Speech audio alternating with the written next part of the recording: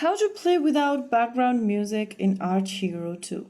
Hello everyone, welcome back to another video from Crazy Gamer. If you are playing Archero 2 and wondering how to play without background music, then here's how you do it. First of all, launch open the Archero 2 game on a device, and from the lobby page, tap on the menu icon at the top left corner.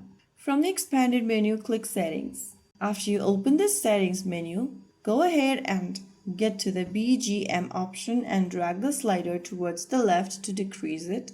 If you want to turn it off entirely, drag it all the way towards the left, and now you can get back to the game. That way you will be able to turn off the background music in Archero 2, enjoy the game without any background music. So that's how it's done. If you found the video helpful, don't forget to like, share and subscribe to our channel. I will see you again in the next video. Thank you for watching.